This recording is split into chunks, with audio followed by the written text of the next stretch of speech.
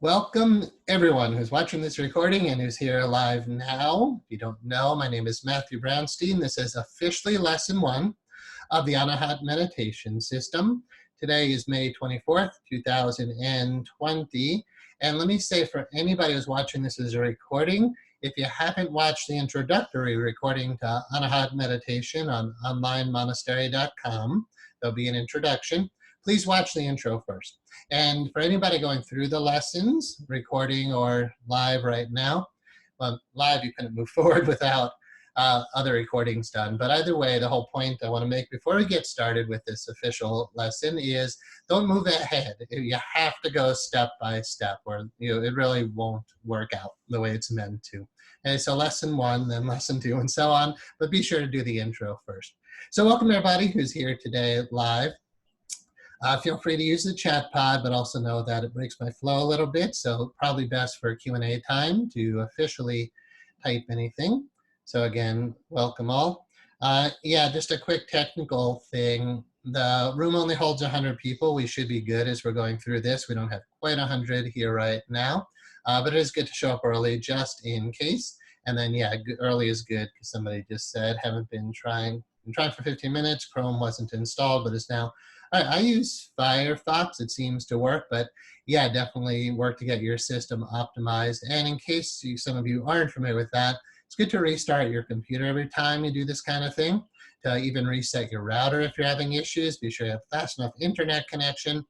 And I encourage you to close all open applications that can slow down your computer, but more importantly, this is a meditation class now, and I'm going to invite you to let everything else go. So close Facebook, close your email, and I invite you to be present. We're going to go slow.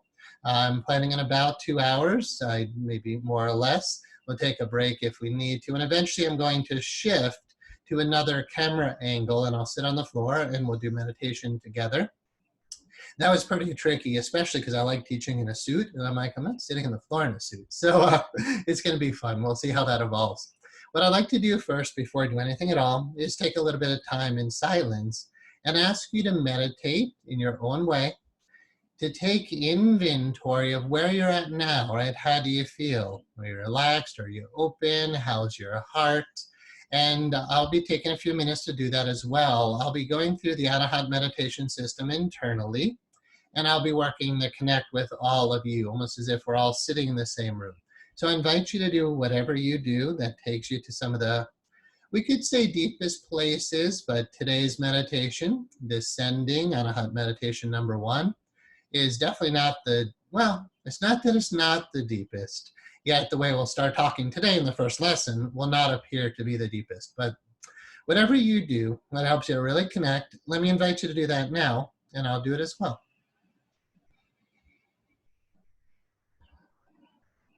So you're welcome to close your eyes. We'll go to silence in a moment. Yeah, I'll just encourage you to do somewhat of what I'm doing internally now. Focus on your breathing. Soften your body. Let everything else go. Release the past. Let go of the future. Take another breath, opening your heart. As you exhale, you might think to yourself, open. And what I'm starting to do internally is I'm welcoming in light. I'm welcoming in spirit.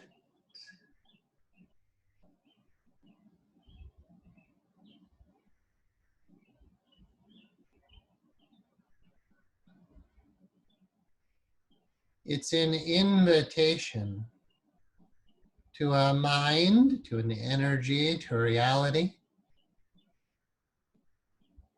that is so much greater than your conscious mind. Yet it won't go against your free will. So if your ego wants to run the show, it lets that occur. If you surrender right now and just open, and invite in Spirit, however you call that. And just open and allow. Notice what might start to shift inside of you.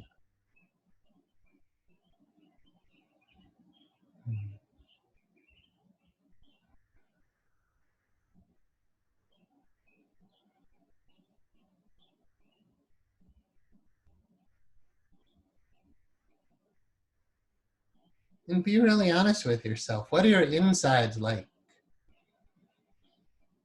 Is it beautiful inside of you? You immediately fall into an ocean of bliss and joy. Just wonder that such a thing is actually in you as you. What's it like when you're just sitting in silence for a moment? Are you happy? Are you free?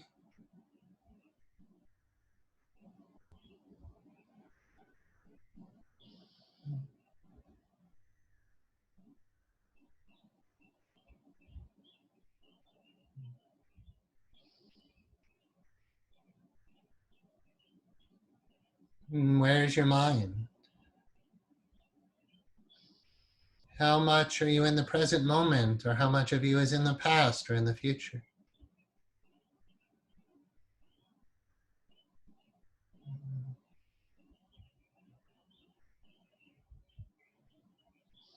And are you simultaneously fully grounded, connected to your humanness, to your body?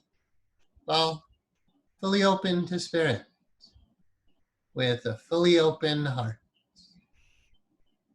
Fully grounded, fully open to spirit, with a fully open heart. Do you feel balanced and aligned, clear and peaceful, connected to your source? And if there's anything else that's not that, just allow for it.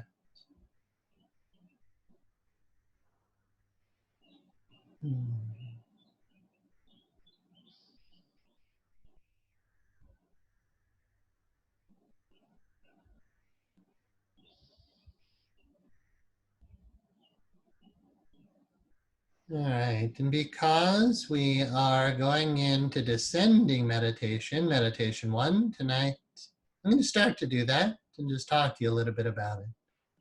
Eventually, most likely, we'll shift cameras, I'll sit on the floor, and I'll encourage you to do the same.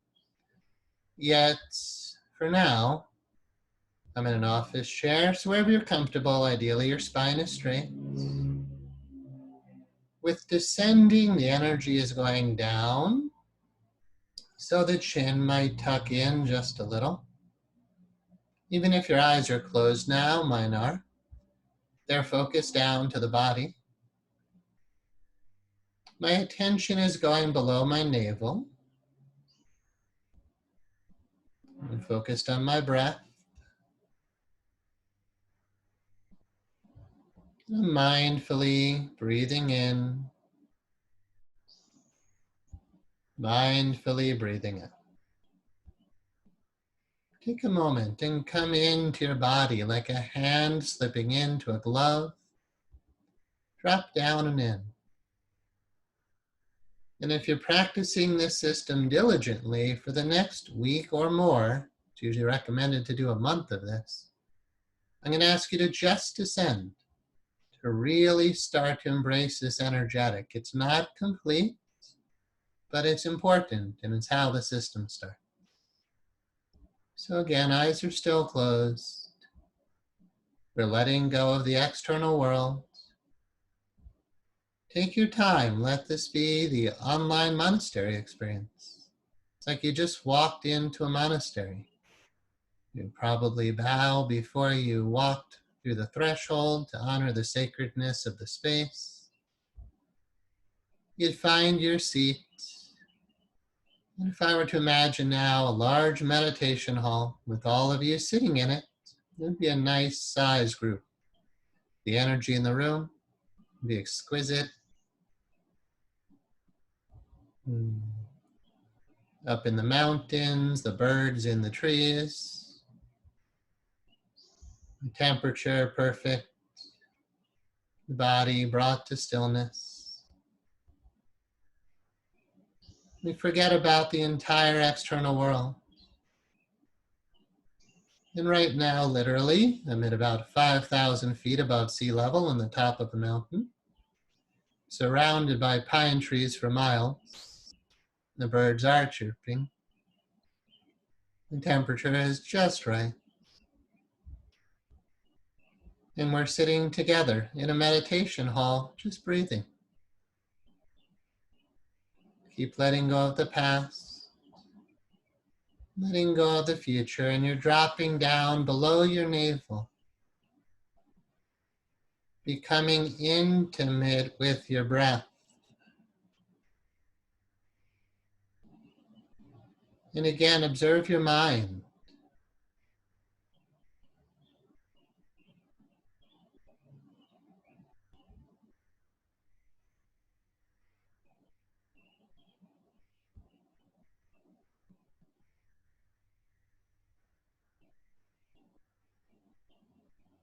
You're letting yourself be fully here now, honoring how really special it is to come together and sit like this, just to sit. Letting go of doing. Just practice being. There's no rush. 2-hour class. Nobody's trying to entertain you. You're just breathing. And if you don't feel really beautiful inside, something's wrong. But that's why we're here.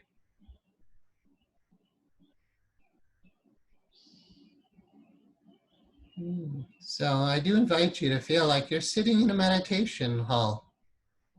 And you can keep your eyes open or closed to your class. I'm going to open my eyes and we'll come back to more of that level of functioning for now. All right, welcome everyone.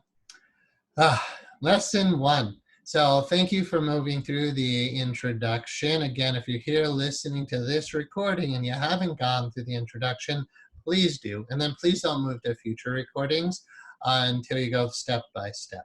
So I'm going to do a lot of screen share. We'll go through the Anahat Meditation Lesson 1 workbook.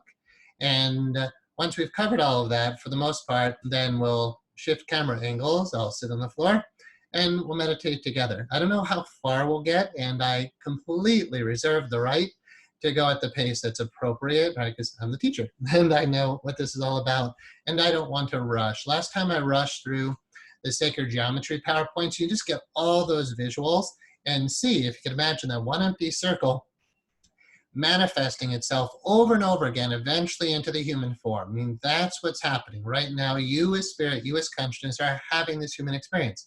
We're right here now. And yet, who are we? How do we get here? Why are we here? Why is your body aligned with such perfect divine proportion? Right? And there's no creature on the planet that I know of that can do this. And no other sentient being really sits meditation the way a human does. And most humans don't do this, right? I mean, you're probably watching the news more than ever because of COVID-19, and I am too. And it really makes you realize what's happening out there, the kind of people are. It's honestly not that impressive. So, in many ways, well, I don't want to be judgmental about humanity, but what I'll say is what we're doing with Anahat meditation is we're bringing us into our wholeness with people who would never harm others, who are aligned with the divine, who, and with our hypnotherapy school, and I'm going to plug that, instituteofhypnotherapy.com, because what I personally know that I offer in the school is a way for others to have a career and to heal themselves and the world through really good, we'll call it interpersonal hypnotherapy and that training. So that makes you a healer, not necessarily the way the law might define it. Yet, I'm going to give you a Course in Miracles quote here. I am under no laws but God's. And yet that tends to align really well with good normal law. Anyway, yet my point is, as a healer, that's a beautiful way to walk on the planet. As a meditator, and nobody would claim this, I'm not going to claim this, but the enlightened states, an enlightened healer is what the planet needs right now. Because I know that's what this system does, at least the enlightenment part, and very much a lot of healing. But the ability to perform miracles to heal others, to me, has been through hypnotherapy and our brand, our way of doing it, interpersonal hypnotherapy. So I really invite all of you to think about like why you're here. When you last time in the introductory class, I think the question came up, or somebody asked me at one point, like why would you meditate? Why would you get on the cushion and sit for a long period of time, right? We're going to encourage you to do 5 minutes morning and 5 minutes evening to get your practice started if you're not already. But eventually, you're probably going to push for like a half hour morning and evening, eventually maybe more. At some point, I'm sure when we can all get together physically, we'll start doing retreats and spend like at least a weekend just doing this kind of practice. Why would you sit on a cushion for that long doing nothing? There must be a good reward, and you must have good motivation. The reward is phenomenal. Today we're going to talk about descending, so you're not necessarily going to really grok the depth of the system. And you just have to be patient, and I think those of you here are and will trust. Yet it's so worth the price of admission. I was meditating last night. Now that I'm really actively teaching this, I'm doing the whole system. I'm like, this is so good. This is just so good. This is just so good. And it's just so much more than I could ever describe. It's going to take months to describe the whole thing. So I was saying, and I know there's a lot of nonlinear thoughts when we get into meditative teaching mode. Those who are watching the recordings, or those of you who are going through at the pace with me, 1 week per meditation is not enough. I'm going to teach it once per week because I want to just get the system out there while I know I still can. But really, you should spend, I'm going to suggest, a good month descending. Now, that doesn't mean you can't move on in a week to meditation 2, but I would encourage you not to move on if you're ready. And I'll help you understand today, what does proficiency mean? What does ready mean? And it's okay, you can learn the entire system in 4 months, but then you might find once you know it all, you know how to do the practice, you go back to meditation 1, and you do that for quite a long time. Whenever I start Anahat meditation, which is every day, I start with meditation 1. I start with descending. It's how the system came to me, and it's what you do. And if I'm not feeling it, if I'm not proficient, the better word I guess would be accomplished. What is it? It's perfection, really. It seems like a tall order, but that's what happens. When you fully descend and you got it, you'll feel the perfection of the descending triangle in your own being. And your mind will be totally present and focused. We'll talk about that a lot. Once you get that, again, we have to really talk about what does descending really mean in this context, and then you can move to the next meditation. I would say that's kind of true as you're learning the system and when you're practicing. And again, it's going to take years to really grasp this. Again, the meditation, this revelations for this came to me in 1996. Now it's 2020. So I think I was saying the wrong amount of years. But it's about 24 years I've been doing this. And I'm still amazed at what it does. And there's just no way you'll get that in 1 or 2 years. So just practice diligently and don't feel in any rush to move on. But you can keep doing the classes weekly. But if you feel like, wow, the stuff is so advanced and you're still barely able to just sit still and focus your mind, don't worry about it. Just keep practicing that and then go at your own pace since we are posting these recordings.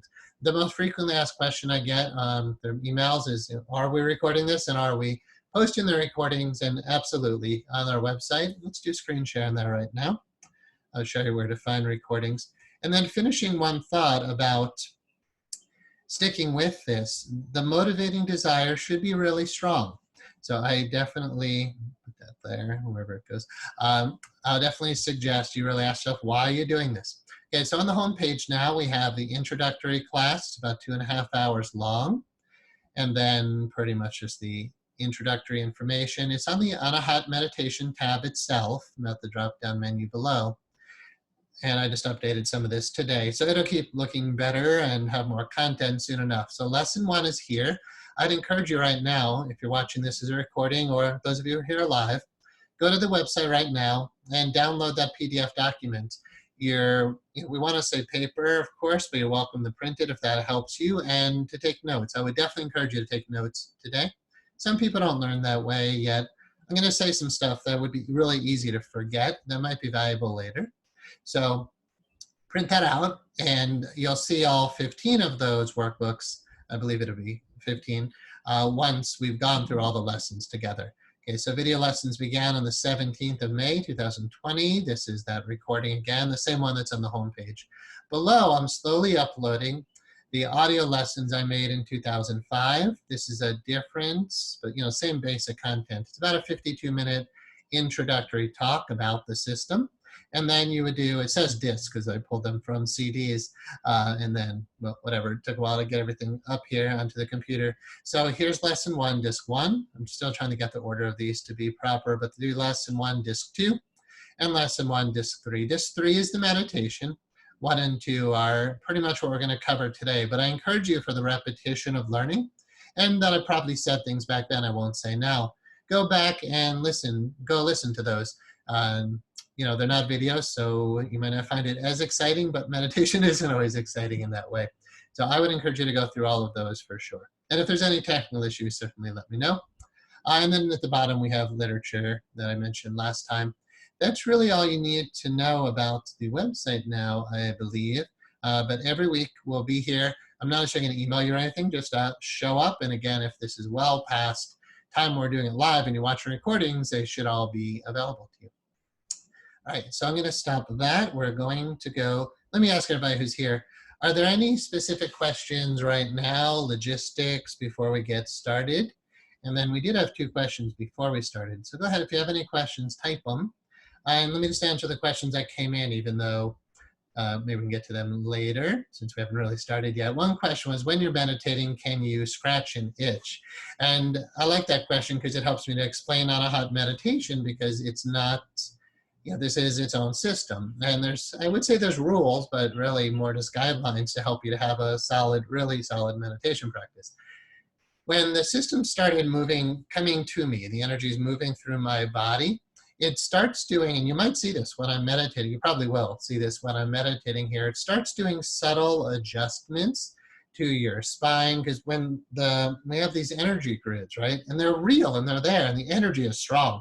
This is, depending where you're at with your personal growth, which we're going to get into a lot, you might still be quite blocked, and that's okay. But when you're really open and you feel this energy moving, it's powerful and it will want to move your body and adjust things. Allow that to happen. So if you're meditating in a group, those subtle little micro movements, they'd be okay. If the eyes are open for the group members, that might be mildly distracting, but not too bad. And then eyes closed, it really wouldn't matter. Anahat does eyes open and closed. So if you're in a group with eyes open, you might want to be as still as possible. All right, I'm seeing chat pod stuff, so we'll get to that in a moment. Okay, so as far as itching, if you're sitting with eyes open in a group who's really serious, probably best not to move. And if you're sitting by yourself, I would say scratching the itch is reasonable, but be very, very mindful that you're going to do it. You don't want the itch to become so prevalent to take all your awareness that now you're not focused on anything higher than that itch. All right, but the itch relates to other things that will come up in meditating. Pain. A funny one, we're sitting in the monastery and somebody, after we're done meditating, told us that he was wearing glasses. I don't know why he was when he was sitting, but he was. And a fly got in between the glasses and his eyeball. And I was like, do you move? So in very rigorous Zen practice, and today is very much inspired, Descending Meditation 1 is very much inspired by Zen, or it's not good to say Zen meditation, that kind of misleads the idea of Zen. So when you sit meditation in Zen, we actually call it Zazen, or sitting Zen. There's a lot of what Anahat Meditation 1 is. If you're following the guidelines that come about in Zen practice, you pretty much don't move. But again, Anahat has little micro movements. Anahat meditation is not formal Zen meditation. We're not living at a Zen monastery. You're not necessarily meditating with a group.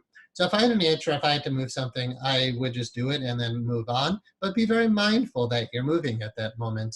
Also, when you're sitting in a lotus type position, or even seiza, which I'll review again today, the Japanese sitting style where your knees are on the ground and your shins are on the ground, you could get really uncomfortable to the point of pain. Don't ever do anything that would hurt you, of course, but you have to learn to sit with pain. And it's a very, not even that advanced, but I'm going to say mature practice in meditation about not just trying to bliss out. You're learning about pain and suffering. You're understanding how to resolve pain and suffering. So the itch question is really good because it says, if I'm really uncomfortable during the half hour I gave myself to sit, am I allowed to move? I would encourage you not to, unless you really think you're damaging your body, which I don't think you really could, but don't hurt yourself. Yet if I'm sitting in meditation and my leg is falling, like if you give yourself a half hour to sit, but your leg falls asleep in 15 minutes, and then by 20 minutes in, oh, it's really hurting. 25 minutes in, you really want to move. Do everything in your power to push to when your timer goes off. And I recommend that timer. So it's just like there's a monk sitting there with a bell, and you just don't move until you hear that bell. Yet there is compassion and there is the ability to just mindfully do what you have to do when you're sitting alone. There's a lot of this that we'll talk about discipline, and the discipline is really important to make progress in really deep meditation. All right, that's one question. The other one, and then I'll go to the chat pod, is electronics. Do electronics influence you when you're sitting? And then I think it's funny, sometimes meditators report they influence electronics. I honestly wouldn't worry about it. Today we'll talk about nutrition, which means we'll talk a bit about how dense is your body, how dense is your system. When you get very subtle, very open, some of those things will affect you. Part of my craziness over the years of where I've lived, and I've moved well over 50 times, honestly, part of that is because I couldn't meditate in a place with strong electrical energy. There was pure silence in my mind, and my whole being is calm and clear, and then there's just in the whole room. I could feel I believe, the EMF fields. I think some scientists may say that's not true, but I know what I hear and feel when I'm meditating. It's not ringing in the ears. So that was very disturbing, and part of why I live in the mountains in the home that I do is to eliminate a lot of that type of stuff. But you can't always escape that. And if it starts bothering you, reach out to me. If you're like, I'm feeling so good, but then there's just this buzzing, there are some answers to that. But generally, I'd encourage you just to ignore it because in this day and age, it's almost impossible not to have that going on. All right, so let's see what else you guys wrote. Keeping in mind, we haven't really started yet. How do I keep the monkey mind quiet so I can focus? I'm not going to address your names, by the way, since we're recording and this is very public. I would just say hold that question, because what you do with your mind will definitely be addressed today. And what I will say about that is beginners tend to say, I can't meditate because I can't stop my mind. That's like saying, maybe I said this in last class, I can't lift weights well, so I'm not going to lift weights. Like, no, do strength training because you're not as strong as you want to be, or because you want to get stronger. Yoga, people say, I'm not going to do yoga because I'm not flexible. It's like, no, that's why you do yoga. And I'm definitely going to recommend that you guys start a yoga practice if you're not. Again, consult with your physician, all those disclaimers. But yoga really helps to quiet your mind based on that question someone asked. And it prepares your body to sit in meditation. So we'll talk about that today as well. But as far as quieting the monkey mind, that's what really solid meditation training is all about. And so the question is, how do I keep the monkey mind quiet so I can focus? Meditation is a practice. You're not good at it. So even when I sit down after 20 plus years of doing meditation, I think it's like since 1992, so like 26 years of doing meditation, my mind still isn't always quiet the moment I sit down. And then honestly, it's a huge mistake in meditation to think you're going to stop your mind. I'm not saying there aren't times when I have no mind. And that's beautiful when that occurs, because then reality gets to be a reality. But it's actually a very advanced stage to have no mind. And when I sit down, of course, there's still the chatter, the energy of the day. But then I start and engage my practice. So what you do when you want to quiet your mind is you start engaging your practice. When your mind wanders away from your practice, just come back to the practice. That's the practice. All right, so you're sitting and you're watching your breath, and we'll talk about what to do with your mind when you're sitting. But when your mind wanders, don't beat yourself up about it. Don't think that you're bad. Don't think you're a bad meditator. Don't think something's wrong with you. That's the practice. It's like driving your car. Your car doesn't have the best steering system, so next thing you know, you're over in the left lane and you just steer it back to the middle. Then it goes, so the left is like the past, and then next thing you know, it's in the right lane. The right is the future. That's where you're going pretty much, into the past, into the future. Steer the car back to center, but it's not going to just stay by itself. It's going to go left, you bring it back, right, bring it back. But that's the practice of meditation. So don't think your mind has to ever stop. The moment it does, there's really not a you who's there to say, hey, my mind is quiet, because that's your mind. But there are these amazing moments. And really, what we're talking about when you get to that place, it's called samadhi. No mind is a very advanced meditative state. And we'll talk all about how to get there. But as a beginner, or when you first sit down to meditate, like we're going to do in lesson 1 here, don't expect a quiet mind at all. That's why we practice. Great, thank you. Next question.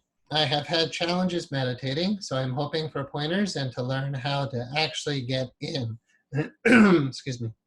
Feel it, or that my consciousness goes deep. Tips, please. Thank you. Just same answer, just practice. Right? So I would encourage you, if I was asking questions now, let me give the whole class, right? I'll take you through all the teachings, which will probably answer these questions, right? It's more than pointers. Believe me, I'm going to take you through how do you achieve the deepest goals of meditation. So great question, but basically that's why we're here. Same answer to the other one. At the end of the 4 months, you said that if we wanted to teach Anahat meditation, we keep going to get the teacher certificate. How long will be the meditation teacher certificate course? Yeah, so I'm giving you approximate 4 months. It might take longer to get through all this. Depending on how many questions you guys have, it'll take longer to get through it, but that's cool. And we could always go longer in each class. I do want to teach everything possible today about descending Anahat meditation number 1. So, and we've never done it in this exact way. What I can say is if you successfully make it through levels 1, 2, and 3, then those of you who are left at that time will have some very kind of like intimate meetings about teaching this. And once we go through that, and then we've developed the systems to ensure you've actually, you're really practicing. And I want it to be a decision we make together. It's not just because you did 4 months have passed that you start teaching this, right? You might say, you don't want to start teaching this for 4 or 5 years because if you're new at meditation, your mind is still all over the place. And this system goes so deep. You really need to wait till we go through all 15 lessons and I start taking you as deep as you go to say, do you even feel at all qualified to teach this? And the online lessons, honestly, that we're doing right now are going to teach the whole system. But I want people to get out there and teach it in their own way and bring who they are and what you have to bring and your own personality to what we do here. So let's just see how that goes. But I do want that to occur for sure. Someone said, my eczema itch flares during meditation. Is this ego? On one level, you could say yes, yet let's not analyze what it is. And on one level, you could say no. I would just say it's a body, and it's going to do what bodies do. And in meditation, that's just what's happening. You're not analyzing it when you're meditating. So if my leg falls asleep after 10 minutes one day, but the next day it took 20 minutes, am I too in my ego? I wouldn't think that way. I would just honor, I would acknowledge, I would observe, oh, my leg is asleep now. And then I would just be with it. Oh, my eczema is itching. I would just breathe and be with it. Meditation does help you to go very deep into psychosomatic illness and understand what beliefs and emotions, which are very much arising from ego, are causing it. But that question is the eczema itself psychosomatic?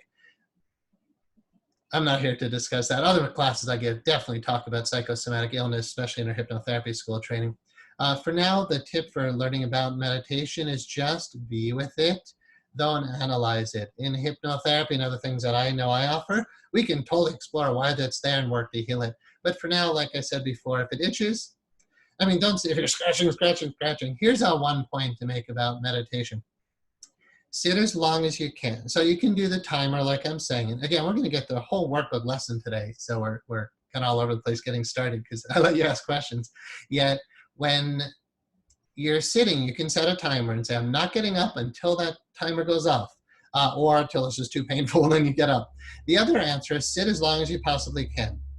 Then sit for another minute and then you're done. Don't push yourself past your limit. It's like doing yoga. You'll hold the pose for as long as you can. And that's one way to do yoga. You'll hold the pose for as long as you can and then take another breath And then you're done. With weightlifting, you're going to do in those, 8 to 10 or 12 to 15 reps. So let's say you're going for more lean, 15 reps. You do your 13, and then the last 2 should be almost impossible to do, right? Different ways of talking about that, depending on who you are, depending on who you ask. But you push to this thing, get that place where you actually get, working out, muscle failure, right? So that you can do that last rep. Meditation can be the same. And then what is implied there is you push as long as you can, push a little longer, and then you're stronger the next time you do it. If every time you sit, you don't push to your limit, you'll never increase your limit. So if you're sitting there itching, I would just scratch it once and hope the itch goes away. If not, I just use something to hopefully make the itch better. I'm not going to recommend things right now. It's not my place at the moment, but I would do something to make it better. If it was really bothering me, I would definitely use mind-body healing to heal it. But aside from that, if it's really bothering you, then just stop sitting. There's no reason to put yourself in tremendous suffering, but to where it's just meditation becomes when meditation becomes miserable, you do need to stop. But if we're meditating, let's say in a weekend workshop, and we're all in a group, you've got to sit through it. But the beauty of being forced to sit through it, which is hard to do on your own, but if you're in a large group and we say, all right, bell is set for 45 minutes, don't move till you hear that bell ring, it forces your egoic issues, your negative emotions, the psychosomatic stuff causing your symptoms, it forces that to consciousness. This system will do that. And we're talking about it now, we'll definitely get into it formally soon, that you're going to just sit and all the energy is going to learn to unfold through these patterns. It'll be kind of forced to unfold through these patterns. And whatever blocks are in its way, it will clear those blocks. Okay, so let's see what we got here, and then I'm going to reserve the right to not answer basic questions now, offer all the teachings, and then come back. Is it okay, but let's be sure, this question is worth acknowledging now. Is it okay to use a floor chair at the beginning? Yes. We'll cover the body positions today again, and I'll actually sit on the floor and show you everything but I'm sitting in a chair now. So this is the chair position, and your feet are just flat on the ground. You're sitting upright, but it's better.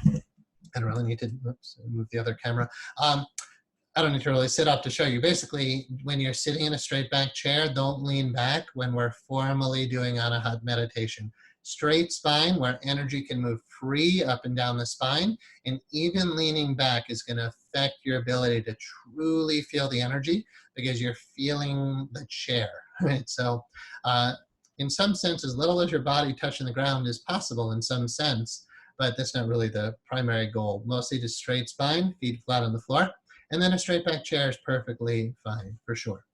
All right, and then during class time, just sit comfortable. But I did spend as much time as I could figuring out how to set up the classroom so I can sit on the floor and show you stuff. So I think that'll work today.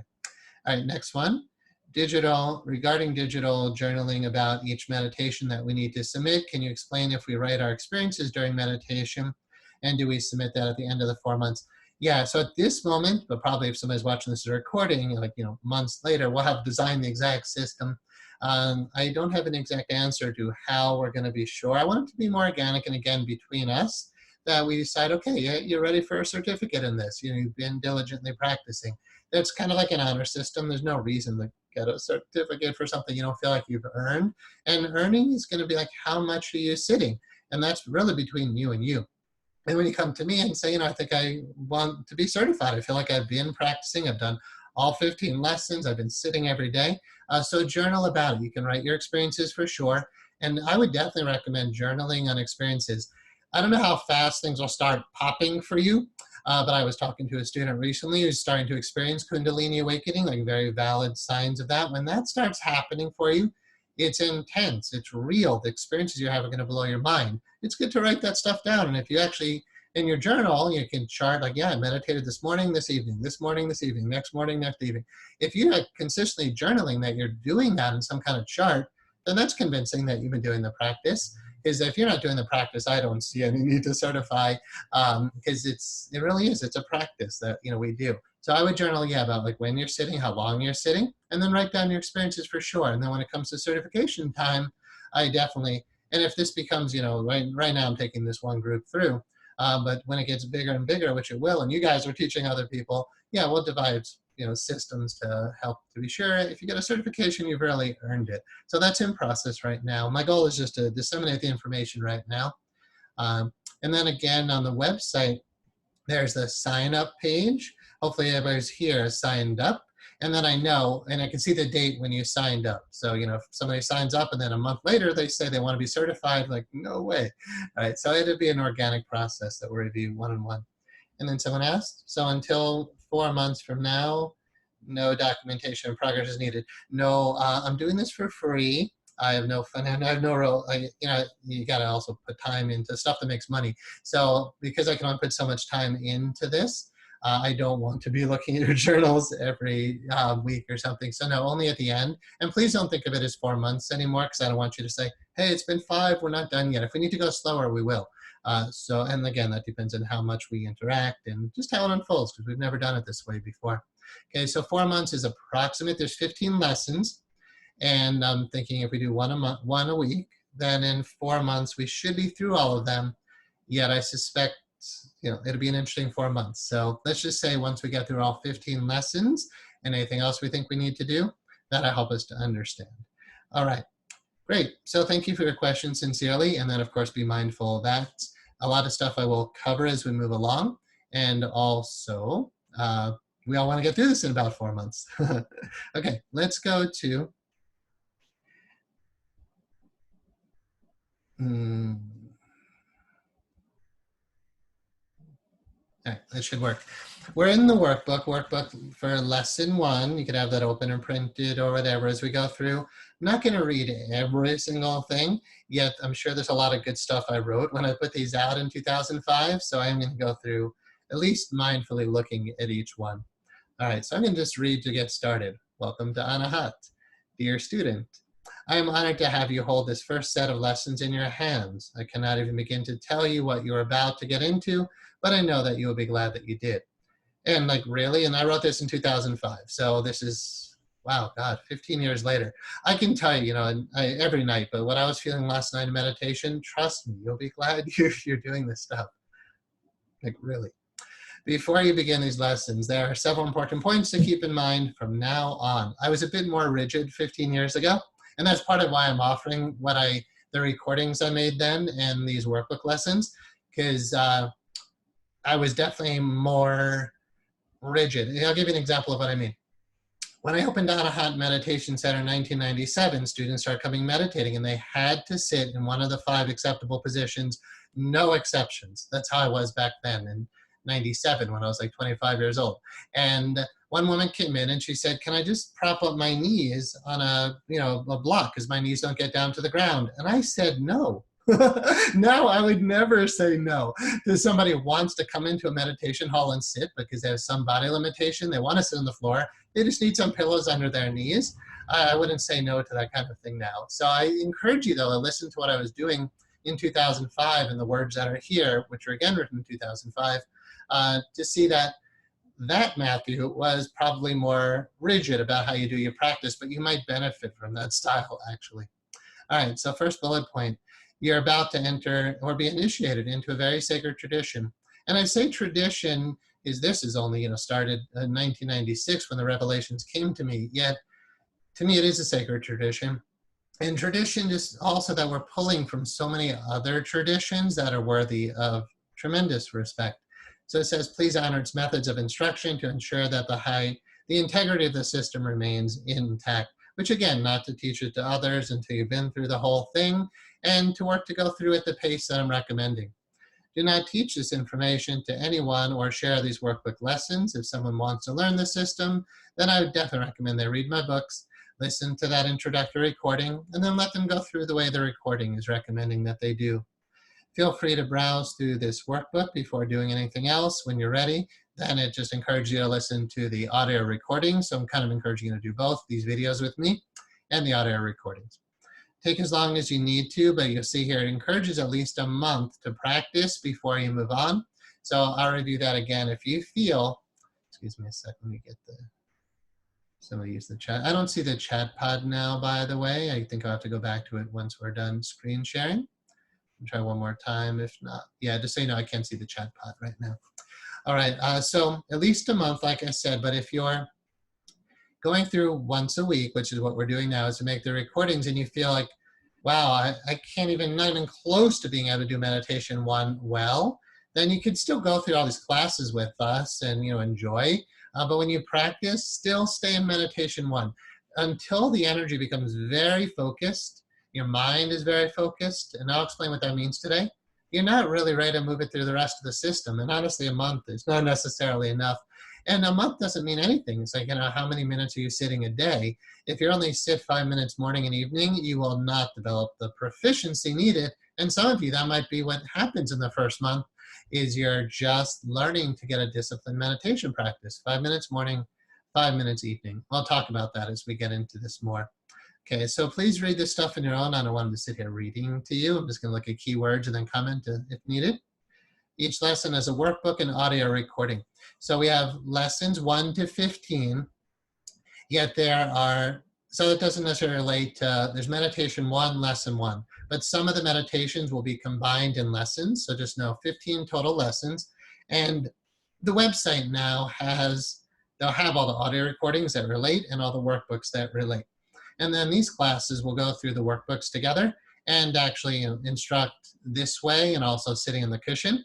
And it'll get better and better as we go. Today's not going to be as exciting with descending, and we have a lot to cover today for getting you started.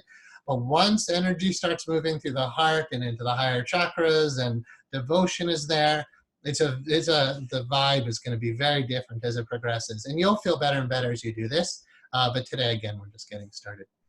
Okay, so yeah, that's the month. There's audio workbook.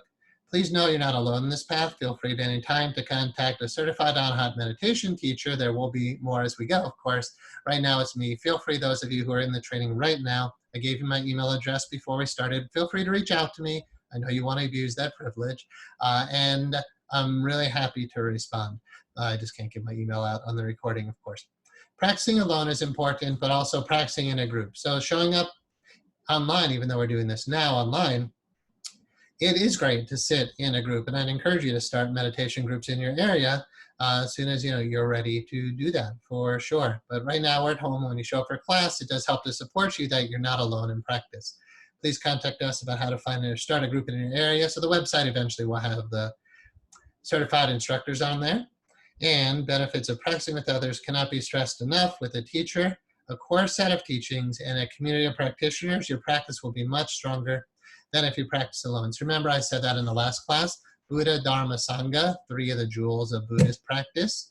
And those are the teacher, the teachings, and the community of practitioners.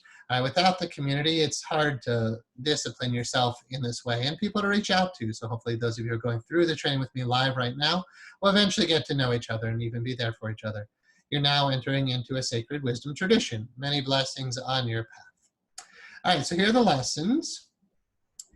And we have, remember, in the Anahata meditation symbol, these symbols.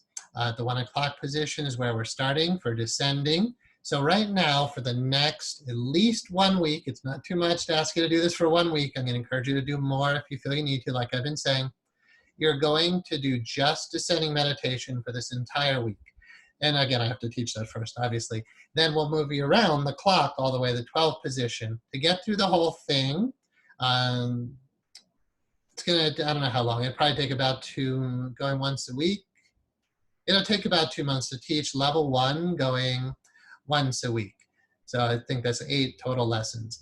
And then once you go through level 1, then it repeats itself at level 2.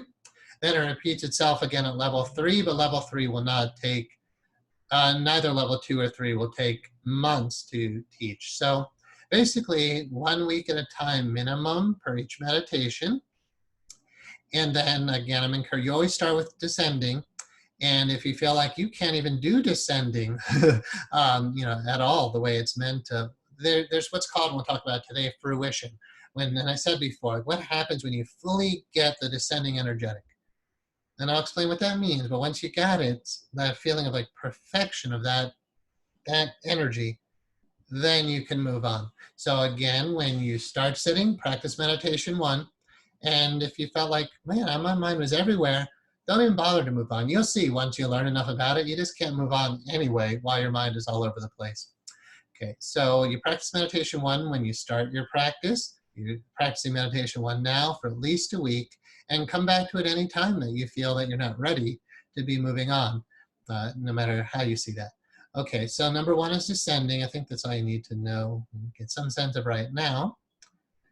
And we'll look at that symbol much more clearly later. Lesson 1, meditation 1, descending. Please don't distribute any of this information without asking me or whoever's running Anahad Meditation Center. Here we have the image of the body in meditation. Again, remember that's my body in meditation. We have Metatron's cube with the heart shape. So it's Metatron's cube with an addition of the 2 arches on the top. That pretty much, except for the legs, because the legs, you know, you can put the geometries there in the legs. It's just, I don't have the skill to do it. It would have to be 3D, I would think. But the energy does move through all these patterns in the arms and legs. So this grid really essentially does cover everything you need to know about where the energy goes. And right now, and we'll have other charts in today, we're focusing on the descending triangle. And there's always, it's a fractal. There's always a triangle within a triangle within a triangle. You could zoom in, you'll always find a triangle. You zoom out, you'll always find a triangle, except for when you transcend all geometry. But pretty much if you're in the realm of the human body, you're gonna find there's all these triangles in your system. And the triangle just represents the way energy moves, and it doesn't really just represent, it represents it on the screen. But in your being, it is a feeling. It's a, feeling is the best word. Let me see if I can give you another word for it. There's no word, but I promise you, it's not just a bodily feeling. There is a descending triangle. And I'll really work to explain that today and what that is. So we've got triangles within triangles. You have the ones from the shoulders going down. So the descending triangle, we have a line at the level of the chin going down to the tailbone. And remember in the picture, the tailbone is not the way you're, unless you're looking at the picture, it'd be if you were sitting at the level of the bottom of that triangle looking straight through, the tailbone would be there. I think the picture sort of does justice to that. But basically, just trust me, there's a larger ascending triangle at the level of the chin down, and it's not like there's one clear line, right? The map is not the terrain. The picture of what you're seeing only resembles what's going on inside. Okay, so anyway, from the chin level, and then more specifically the shoulder level. The question of where the energy goes during the system, is it in the confines of the body or not, will come up with each meditation. With descending 1, we're talking about being very much within the confines of the body.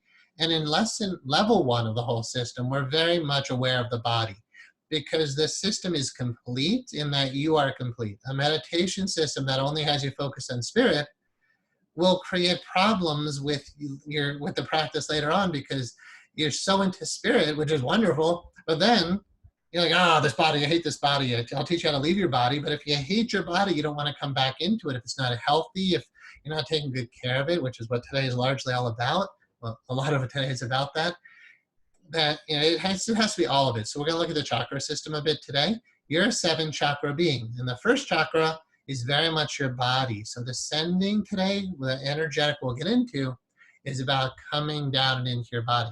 There are 2 ways of, well, I'll get to this thought in just a moment. Notice how here's at the navel, you got a lot of energy. Whoops, a lot of energy comes down to there. And then there's a tailbone, the very bottom of the descending triangle. So when I say descending triangle, again, remember there's a lot of energy coming down and in, but it's an energetic, it's a flow of energy that you will feel pouring into your body. It's like a chalice, right, coming down this way, and your tailbone is at the very bottom of that. Your body is at the bottom of that. At the very center, though, and I have other graphs, but really right, you see a circle here, and its very center is the navel, and then there's a circle below. Its center is the tailbone. At the very center where those 2 circles touch, that is what's called your hara, H-A-R-A, or the tan tien. Tan tien is a Chinese term for these energy centers. If you practice Tai Chi, you'll know about your tan tien. But in Japanese, it's called hara. And we'll look at three major divisions as we move through today. We have the hara, which we're going to focus today. Then we have the heart, and then we have the head. And I'm choosing hara because then we have three H's instead of Tantien. And again, hara is easier to say.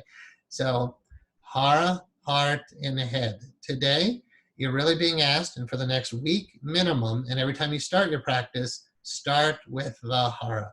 And I'll explain why as we move along, just giving you an overview here. Yeah, when you look, I'm only asking you to focus down here for the next week or so.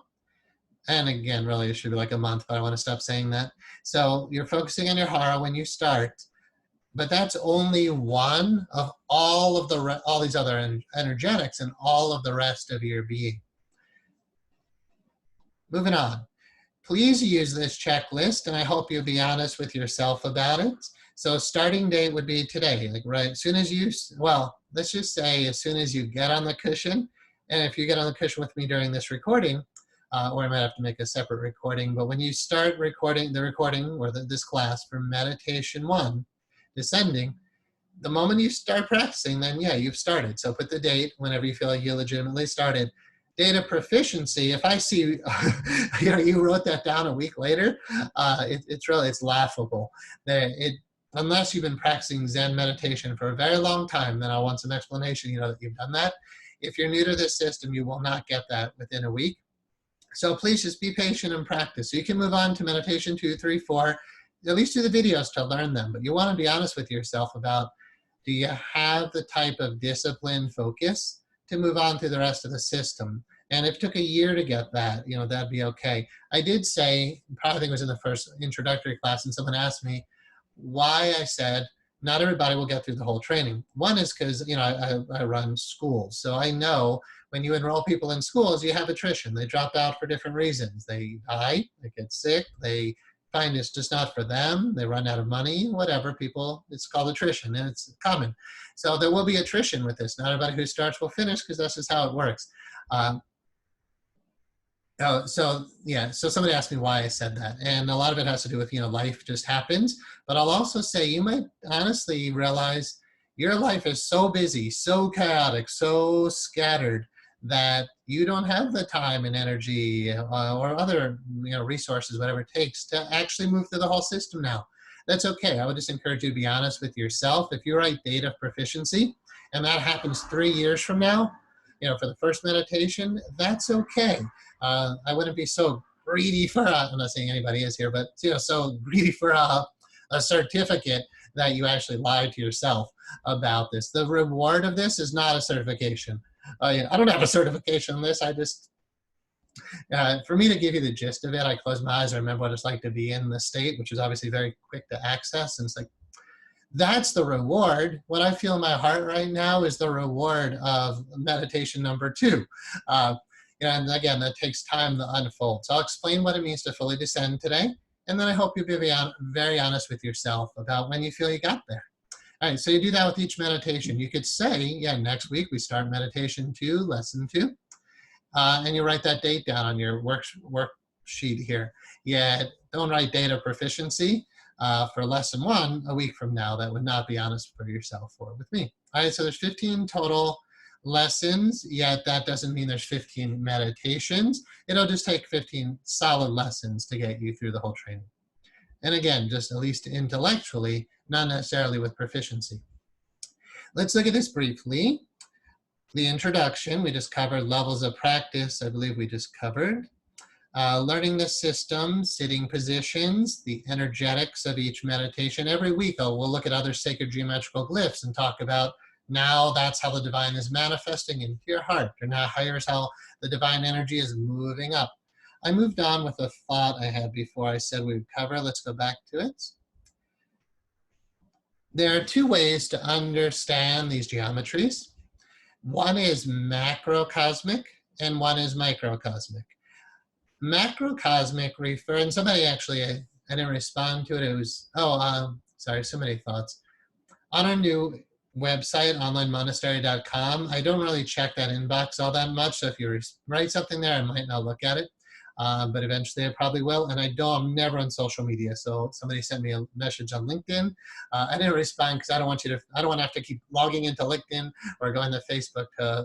So again, those of you who have my email address are welcome to email me directly. So that was important to mention. There's no reason to contact me in social media. I have a marketing team who handles all that for me, so I don't have to go there. I don't like it at all. Anyway, okay, so macrocosmic and microcosmic. So somebody asked me on the question there, they said that they don't understand what I mean by planes, Planes. That was misspelled in the email, just so people know what I'm talking about. Planes, Planes, are referring to vast cosmic levels, like universal levels, and bigger than the physical universe that we're aware of. There are other dimensions, there aren't great words for this. I can show you pictures, as we move along, but there are vast planes of reality. So we have what's called the physical plane, and that's everything that we know to be physical. Yet now modern science is very clearly, not even debatable, saying what we see physically is only about 4% of what actually exists. They know there's 96% something else, but they can't prove what it is yet because it's too subtle to pick up on our instruments. But it's there, and it's the force that supposedly, as I understand it, is expanding the universe and speeding it up. There is 96% something else moving the universe. I'm insisting that what meditators are tapping into is some of that. You can't tap into all of it, right? Because the entire universe and beyond what we can even grasp. But you're part of that. There's no way you can not feel that. And I'm telling you, when I close my eyes and try to describe these energetic movements, it's not, the word feeling doesn't quite cut it, because feeling relates to like the body and the emotional level. These energies are much more subtle, but they're there and they're real. Okay, so I'll work to explain what I mean by planes later on, but macrocosmic refers to the infinite planes, infinite is not the best word, vast planes of reality that step down into the physical. So the way I often talk, we'll use very simple words. In the beginning, before God said, let there be light, there's God, the Father, Source, and that's macrocosmic. That's the big self, the big I, the big cheese. And that's beyond all duality, beyond light, beyond geometry, beyond sound. Then that one beingness says, vibration says, let there be light. So there's light, there's sound, and all the subatomic particles of all of creation start moving out of that. And there's geometry. Light, sound, and geometry are all the same thing. When the light is moving, it has a vibration. Its vibration can densify or get higher, right? We know there's different kind of vibrations. We're part of that. It's not just scientific. You're living in it. And it's so important to grasp here that this isn't just intellectual. I'm going to talk to you from my own experience of meditation. I can feel there's this evolutionary energy moving. Everything is evolving, transmigrating. We'll also talk about the creation model, but it's all there, and it's much bigger than human, right? We're talking the entire physical universe, billions of galaxies, each with billions of stars, and that's only the physical. Then the next plane is the etheric plane, and I'm not going to describe all that today, but this is the model we'll use as we move along. Physical, then etheric. Etheric is bigger than physical, bigger than the physical universe. Again, science supports this idea, they just don't use the same level, the word for the planes that we do in mysticism. Beyond that, we have the astral plane. Beyond that, we could say there's a causal plane. But again, there's no clear lines. And then there's a realm of infinite light. And beyond that is God beyond the beyond, which is actually Anahat, the very source, the very heart of all that is. Remember, Anahat means unstruck, which is I didn't actually say this in the intro. Unstruck refers to a bell in its pure state of being before someone invites the bell to ring. Thich Nhat Hanh, the Vietnamese Zen monk, he said in Vietnamese they don't say strike the bell or even ring the bell because they're gentle. They say we invite the bell to ring. So that's where that comes from. It's very beautiful. The bell represents source, God, the Father, Mother, the very source of all that is. The Tao before the Tao starts moving. In the Tao Te Ching, the Taoist Bible, it says the one becomes the two become the three become the 10,000 things. 10,000 things meaning all that is. The one, source, and it says the mother father, mother. It's not really gendered yet, but we're going to talk a lot about masculine, feminine energy. That one source is beyond light, sound, geometry, gender, but it manifests yin yang. We looked at that a little in the introduction. That beginning point is Om. So imagine this is happening like the Big Bang, but bigger than the Big Bang, bigger than what any scientist can measure on the physical plane so far.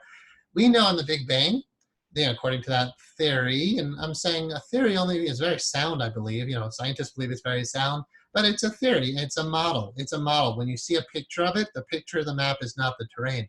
But there's this energy evolving out universe, universes, or just this universe that we are aware of, and all the galaxies and all the planets, whatever. We're not denying any of that's happening at all. You're part of that. You're on a planet right now spinning around in outer space. You're spinning around a giant fireball called the sun. Like, that's happening now. You're part of the physical plane. But all that other 96% is there. And I'm going to suggest that what mystics are finding out is what science is now finding out. That is happening in a macrocosmic scale. So when we say descending, we're talking about, the model I kind of use is like an expansion model of circles, which is in my book, it's called the concentric circle model. If you consider the outer circle to be the very source of all that is, it manifests, just imagine the earth, but I'm saying the whole physical plane. But if you want to imagine a sphere at a very exact size, right? Remember that divine proportion of the earth and the moon? It's in a very precise size for whatever reason.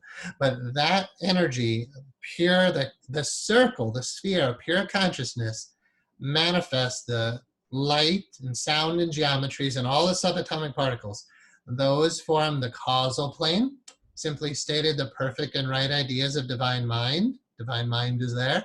But again, super simple overview and just words I know.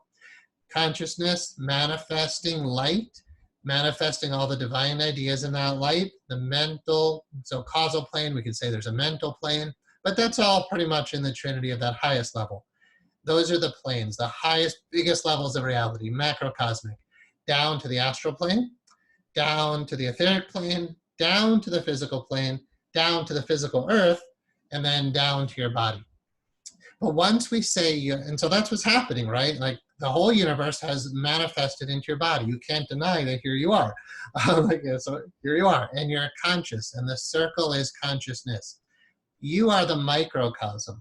So when we say the body is a temple of spirit, you're not the body. The body is a temple of spirit. There's two things here. They're not separate.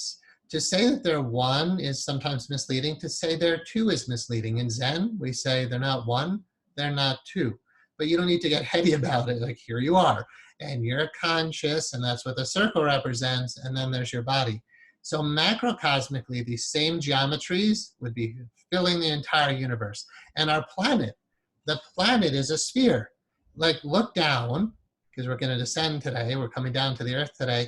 Look down, and this physical earth is a sphere, and therefore within it is a star tetrahedron. The sphere is three-dimensional. There's an ascending and a descending triangle. There are these polar grids. Look at the image below. We have the wing shape. Excuse me, try to get that. The two wings that arch out. Those are like the magnetic force of the physical earth. So the earth below you is, most people, most conscious, spiritually minded people would say the earth is Gaia, mother, she's alive, it's a living being. And that energy flowing out, you are part of. So what's happening above is happening below. What's happening for the macro is happening for the micro. You're the microcosm. You're the part of God happening as you. You're the part of the universe happening as you. You didn't just drop down into this universe. You could say you're growing out of it. Yet you can leave your body and you can transcend to these other planes. And I'll teach you how to do it for sure during the Anahat meditation system, because it's, again, like as I said in the intro, it's part of the system to learn how to have an out-of-body experience and have a lot of out-of-body experiences and to explore all of these planes and to explore who you really are. Again, like I've been saying, you're not a body. You're so much greater than that, but the human experience is what you're having now. It's actually extremely valuable in many ways, and descending is just about coming into it. All right, so we're talking infinitely vast realms of creation that you can experience as much as you can, because again, it's the whole universe. You can never experience all of it. But that's the beauty of it, is constant adventures, this huge thing. Just the world, the physical earth is big enough, you can't explore it all. So when I say like you can't ever know it all, you're having the human experience, you're on earth, but you can't see it all, right? So there was a saint in Paramahansa Yogananda's Autobiography of a Yogi, and he was asked, Master, like, do you know God? He's like, well, like, it was something like, well, not all of God. He said, well, you're an enlightened master. He said, yeah, but God is infinite, right? So when you get out of your body, you can experience cosmic consciousness. You can experience the infinite light. You can move into the astral light. You can explore the astral plane. And eventually we'll talk about, with the out-of-body experience and Kundalini awakening, how that all unfolds. Because eventually the out-of-body experiences stop. And that could seem kind of depressing, but the stages that follow are actually even more beautiful. But we'll get into all that later. So when we start talking about ascending, we'll start talking about higher consciousness, leaving the body, mystical experiences. For now, the energy is going to be more in the Zen tradition. And each week, I'll invite you to study different themes that relate to the energetic and to improve your life with themes that relate to the energetic. All right, so now we're talking about descending. But I did want to give you that macro cosmic talk to think like big, big, big universal size, that whenever you see a descending triangle, you could think macrocosmic, and simply stated, that is the divine manifesting into form. And if you want to think of it vertically for now, because all this concentric circle manifestation is just, it's harder to grasp. But I don't want to mislead you that like God is up there and not right here. The circle is here. What is, I haven't used this quote. I forget who said it. It was some philosopher who said, God is a circle whose circumference is everywhere and whose center is nowhere. Or you could probably say that the other way. God is a circle whose circumference is nowhere and whose center is everywhere. I think both ways work with that. Okay, so that energy, that reality is right here now. But if it helps you to see it vertically, that's fine, because that's kind of what a two-dimensional image on the screen is. It's a descent from God beyond the beyond, which is the pure conscious energy, or anahat. Then anahat shabd, the silent light, but then the light vibrates, and geometries, mathematics, subatomic particles, all coming out of there. Perfect right ideas. And that's creation, by the way. That creation is true. It's just happening at that level. Perfect and right ideas in the divine mind of God. That's the causal plane. Then there's the mental plane, macrocosmically, that's divine mind. And so the descending triangle here, we're looking at what I'm describing. But that is happening microcosmically, meaning you as soul are manifesting down into a human body. So you could feel like you dropped into this body. That's fine for now. It's a little bit misleading, but that's cool. That you are a spirit who dropped into a body. Perfectly fine. Just realize the words are limiting. But you are down here having the human experience. You can't deny you're here having the human experience. So however, whatever words you use, it's about the soul coming down here to do the human thing, or to manifest a body. The idea that you're manifesting the body has very profound healing implications. If you go through a hypnotherapy school, you'll learn all about that. The metaphysics of healing, the order of manifestation of disease. Totally different discussion, but so well worth integrating here, so that while you're meditating, you can understand why you might have health issues. Why is the energy not manifesting into a perfect human experience?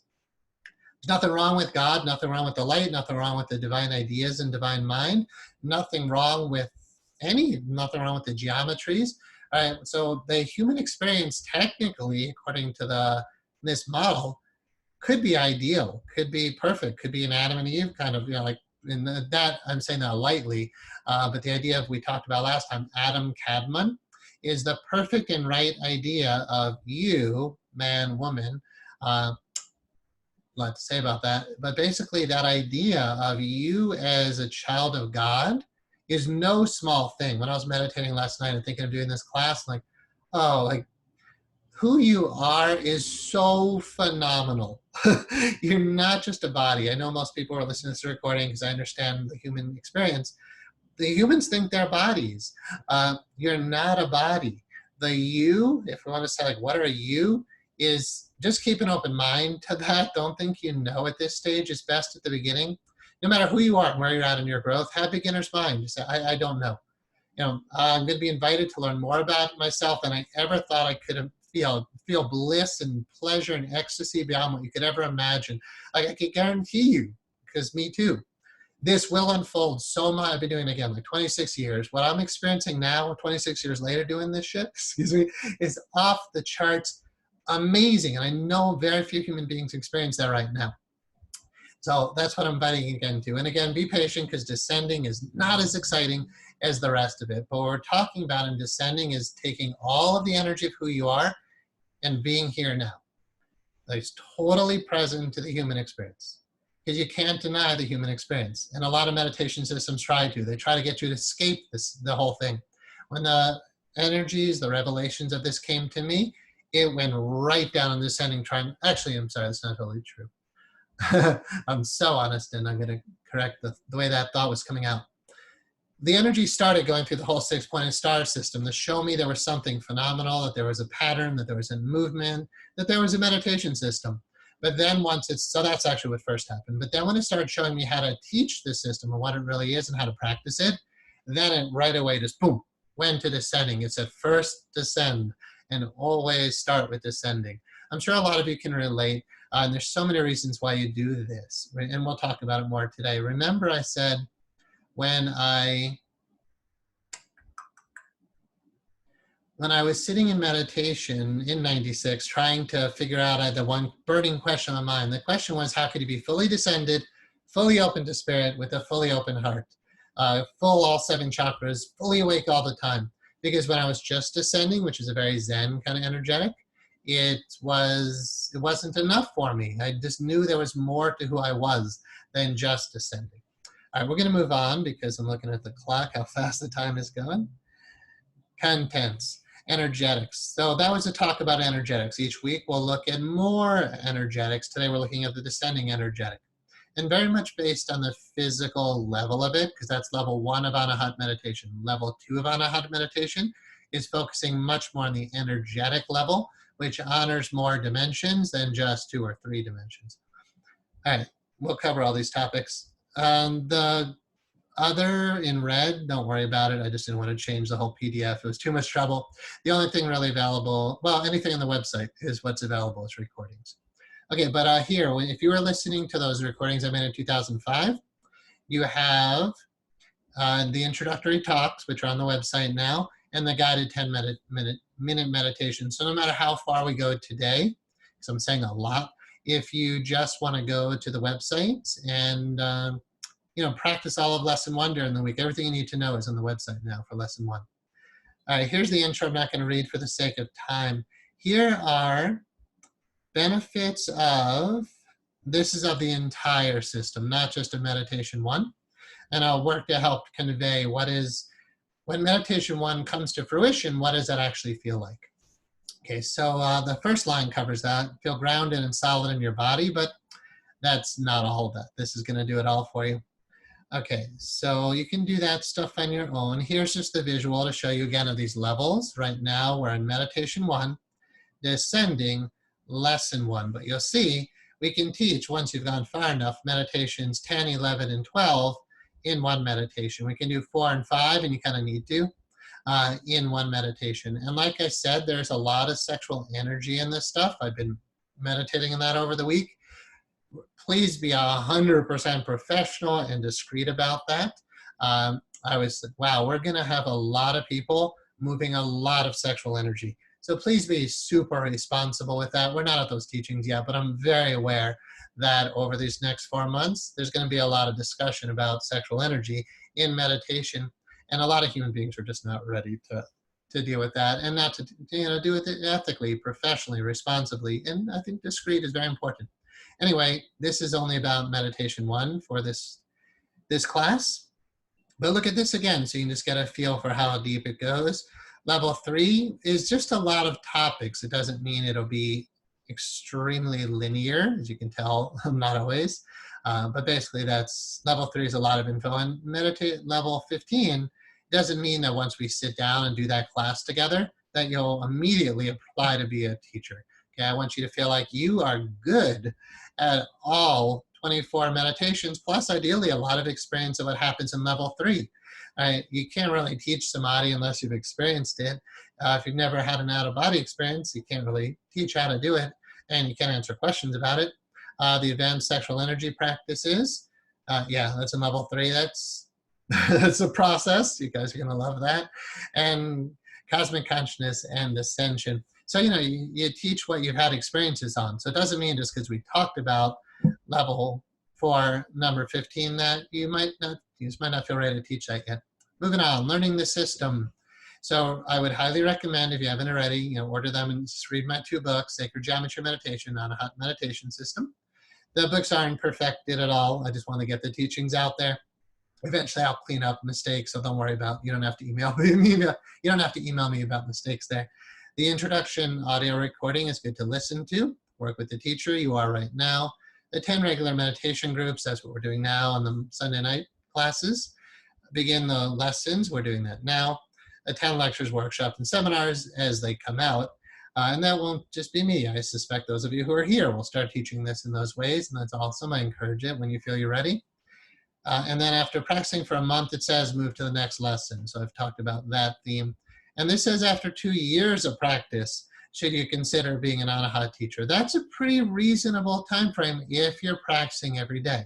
Because you're not going to have out-of-body experiences in 3 weeks. You're not going to have cosmic consciousness samadhi experiences in a month.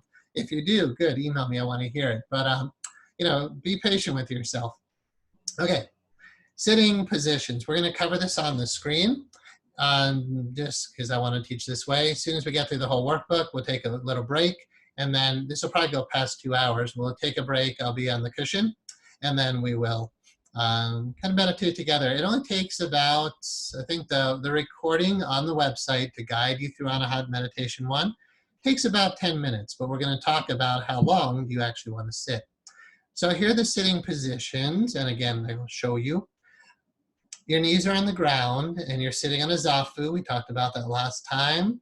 Your hands here are in what's called Maha Mudra. And again, I'll explain things when I'm sitting about why the hands go here, but I can explain a little now. And it's nice to have the screen to do that. There are meridians, which we'll talk about, running through your whole body, but your arms and legs. In this, right now, we're talking about your arms. There are flows that go up and down the arms, ascending and descending. And when the fingers touch, all the meridians link up.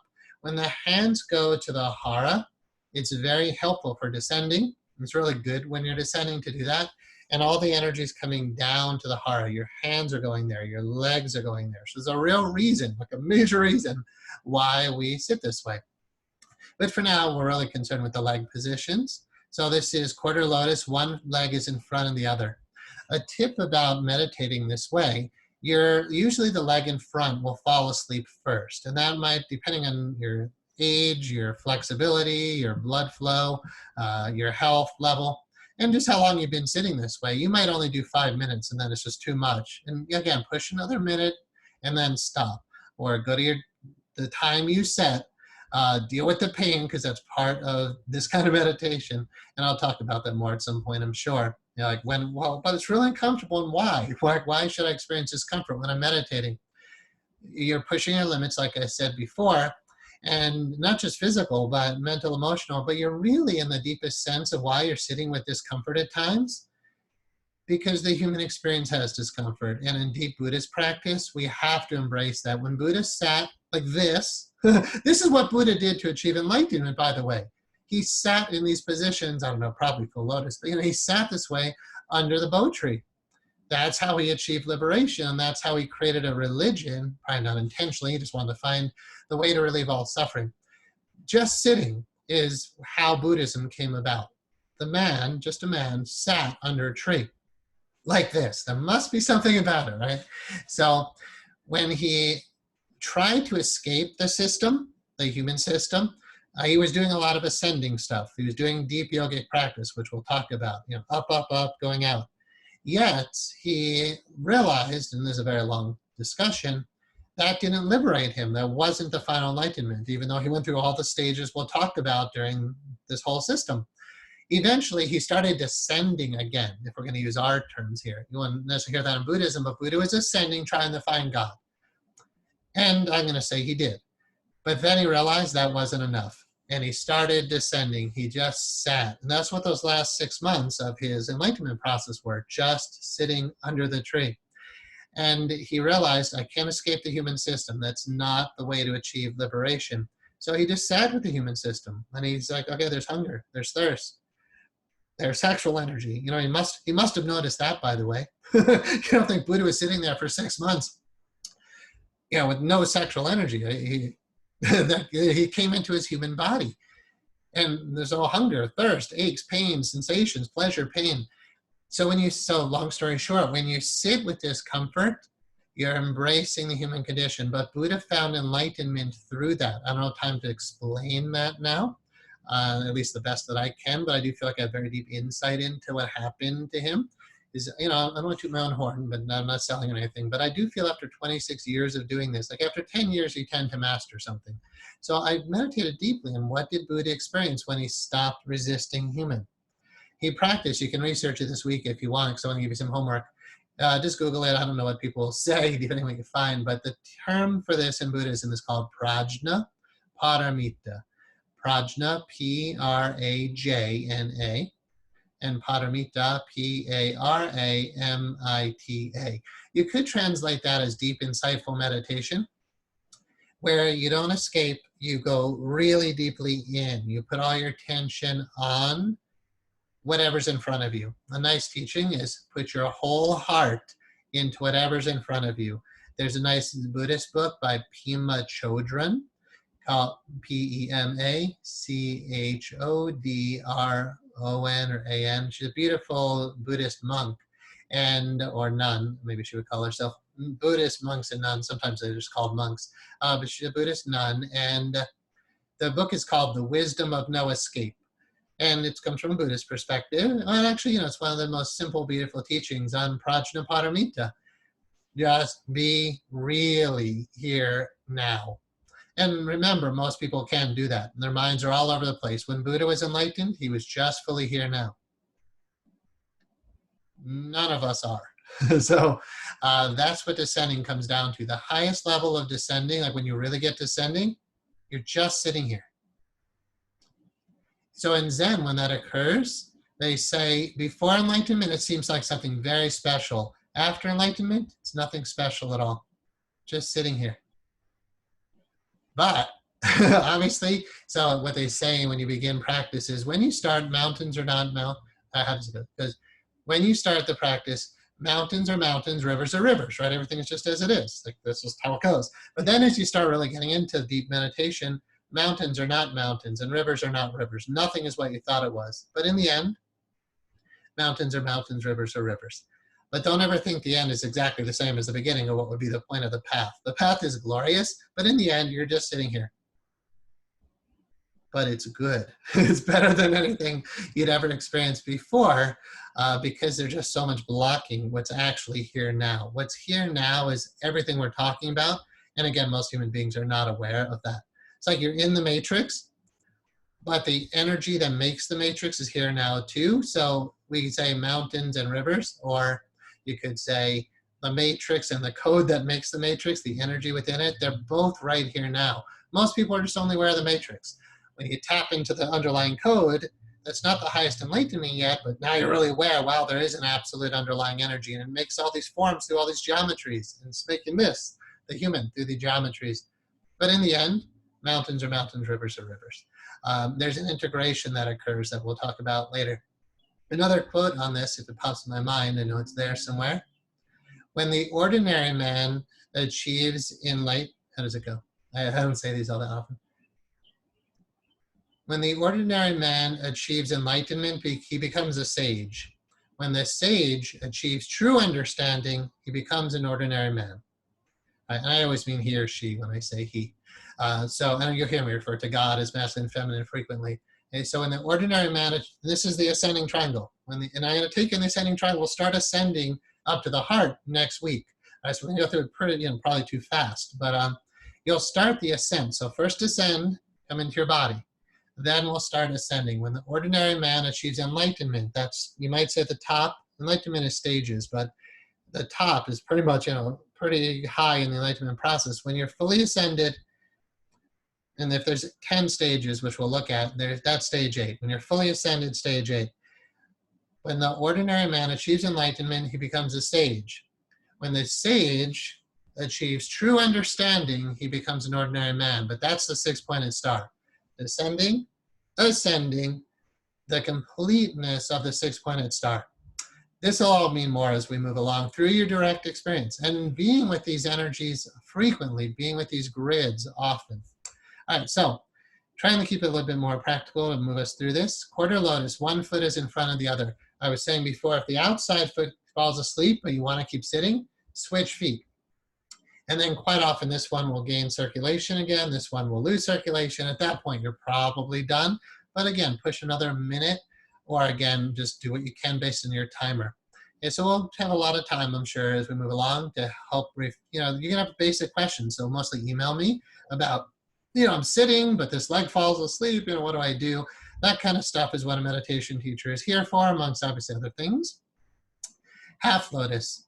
I'll demonstrate. One foot is on the opposite thigh. Same idea applies. You can switch the feet around as needed, but you know, you're not moving all that much or at all. And then full lotus. This is very uncomfortable for me now, especially because I work out. So when your muscles get bigger, that becomes harder. And I think as you get older, that becomes harder. So don't do it if it's too uncomfortable. And you really, if you can't get in that comfortably, don't even try. I mean, you can literally hurt yourself trying to pull one leg over the other.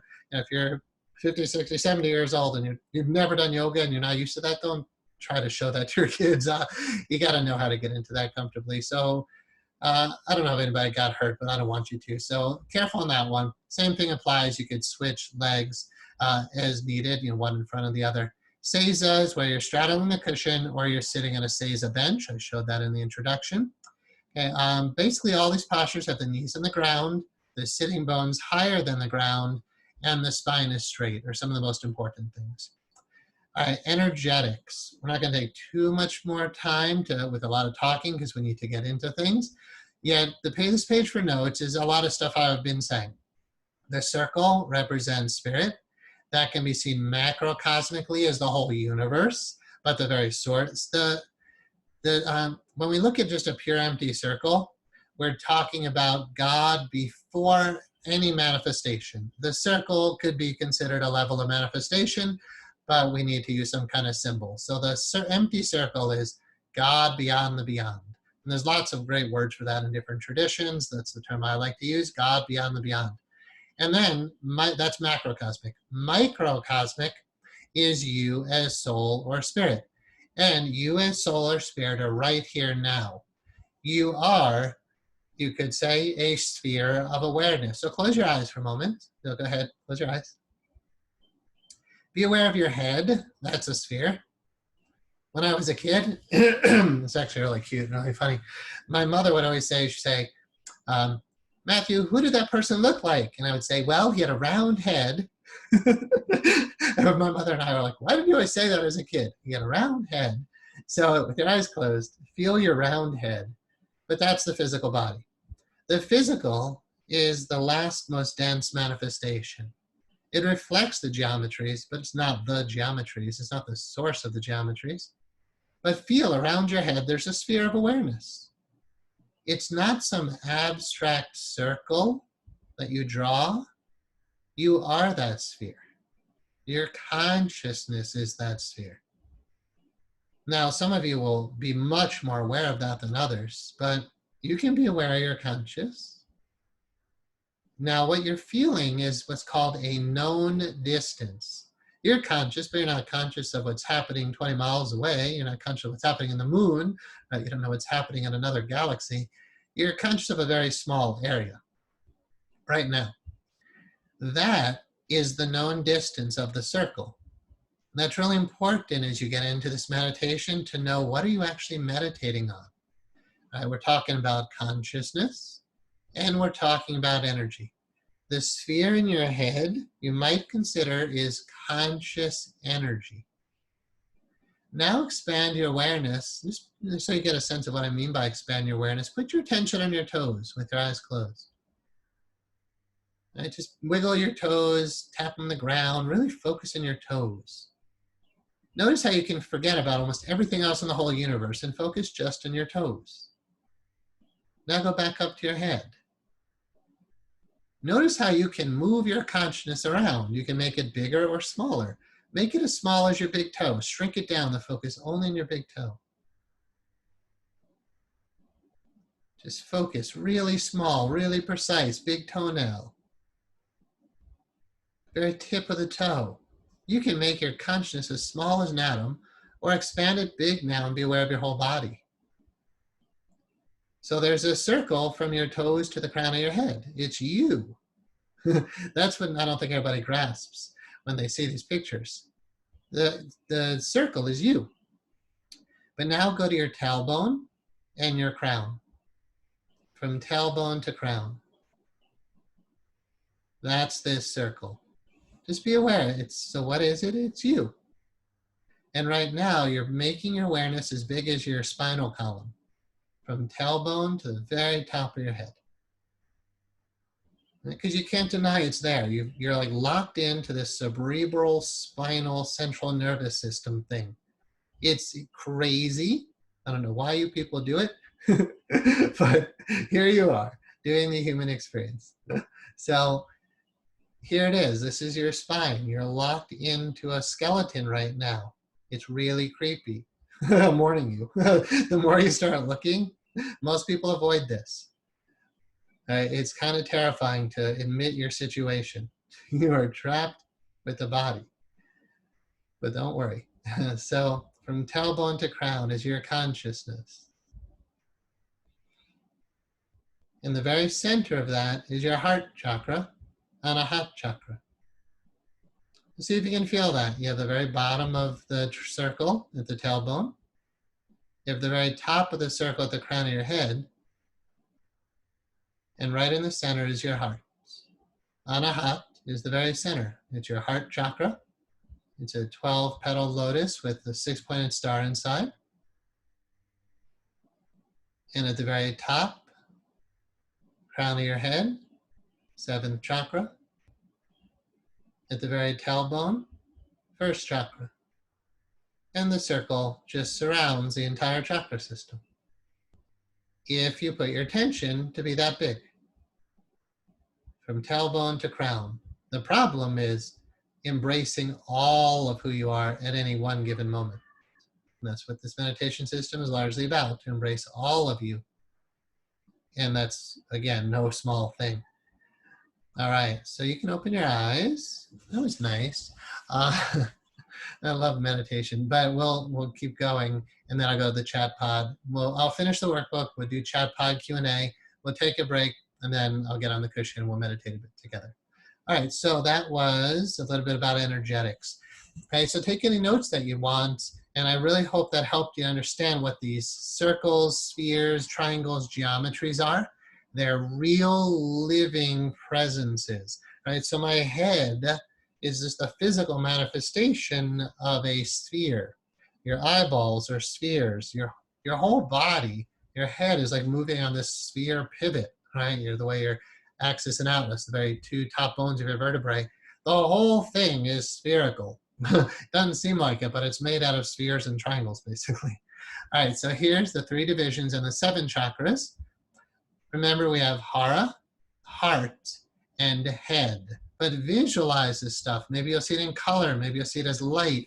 Maybe you'll see lines. You'll feel it. You'll see it. So we know the way the mind works. You can see things. Not with your eyes. Right? So when you close your eyes and I say see, your physical eyes actually don't see. Seeing is a much deeper presence, a much deeper aspect or mechanism. There's another word here for it, but seeing is a quality. There's another word here. Seeing is a quality of consciousness, not of eyes. Your eyes only translate. And your brain translates. Your consciousness is what truly sees. So you can see mental images of this stuff inside, and a lot of you are visual, so you'd be loving it. Be like, well, I see the triangle, I see the heart, I see the, you can see it. I don't see it as much when I do this, but those of you who are very visual, you can. There's nothing wrong with that at all. I feel it more, kinesthetic. And again, deeper than kinesthetic, there's a word beyond physical feeling that doesn't exist in English about being in touch with these energies and how they move. But we can call that feeling. And there might be auditory, but to me that's far from the primary of how you might perceive this. But like I said, the geometries are light, they're sound, and they're geometry. So you very well will see it and feel it. You can definitely visualize it, actively visualize the stuff. And maybe you'll hear sound that goes with it, but I wouldn't focus on that too much unless you want to. Okay, so notice again the size of the spheres. There's a circle from tailbone to navel, from the size of the nipples approximately, but when everything's in the right place, or relatively. There's exact acupoints for this if you really want to know exactly where this goes. They are stomach 25 is in the very center of the nipple, but obviously nipples can be in different areas. So if you were an exact anatomical pinpoint, it's stomach 27. It's in the 4th intercostal space in the ribs. But you don't have to be that precise at all. But if you are into acupuncture, Chinese medicine, talk to me about balancing your patient's energies on the Anahat meditation glyphs and the sacred geometrical glyphs. That's cool stuff. But I could only talk to an acupuncturist about how to do that. But there are profound implications for balancing somebody's energy using acupuncture in this way, because most people aren't going to meditate in this way, but you can help to balance their energy in this way using acupuncture or massage or acupressure. Anyway, there's the heart chakra, and then there's so basically hara, heart, and head. Those are 3 divisions, and when we're going up to the head, we're talking about ascending, down to the hara, descending, and we're in the middle, we're heart-centered. A lot of meditation systems will do just ascending, or just ascending, but they don't necessarily talk about it in that way. So if you do a lot of yogic practice, you'll eventually just start ascending, ascending, ascending, and nobody talks to you about how to descend. There's nobody, and I've been around the block with that stuff. It just is an ascending energetic, and it's wonderful, but you do it enough, you'll become a dysfunctional human being. If you do a lot of Zen practice, I'll talk to you a little bit more about that tonight, you're descending, you're coming into the body. And most Zen practice will do that, but you'll start losing all the higher energy stuff. And lots of meditations about opening the heart and being loving and kind. We'll talk about that next week. All the beauty of an open, clear heart and what fruition of that looks like. If any human being can talk about what true fruition and open heart looks like. So again, I'm asking you to dedicate this next week just to the descending energetic. Okay, but hopefully, again, you can feel what I mean by this more than just pictures. Then we have the 7 chakras. When we descend, we're putting the energy largely in the 2nd chakra region. That's not necessarily sexual energy. Most 2nd chakra teachings say 2nd chakra is sexual energy. That is very relevant in many different systems. It works here. But please know when you're doing descending, it's not about the sexual energy. It's about the area just below your navel called your hara. Below that is the 1st chakra at your tailbone. That's primarily where, especially, I can speak for a male body, obviously, but women also, you have a clitoris and vagina down there. You're going to feel your sexual energy at the base of the descending triangle, but we're not going there yet. So nobody's mistaken about what the first meditation is. You're putting your attention below your navel in the 2nd chakra region, and I'll talk to you about what you're focusing on with descending, but you're not focused on sexual energy. That's meditation number 4. And again, I didn't design this system. I'm just teaching it to you. I didn't invent this at all. There's really good reason, there's really good wisdom about why we don't go to sexual energy when we start, right? You don't just sit down and meditate and focus on your sexual energy. So descending meditation is 2nd chakra. Again, it's the center of the circle that's here where I'm moving the cursor around. It's where your hands go. It's where your legs go. And actually, I mentioned in the intro class, but I can show you while I'm sitting, your spine, the curvature in your spine causes your energy to go there as well. Your chin is down, your eyes are down, all the energy in descending comes right to that place. Okay, so so those of you know about the chakra system, we're focusing on the 2nd chakra, but not sexual energy.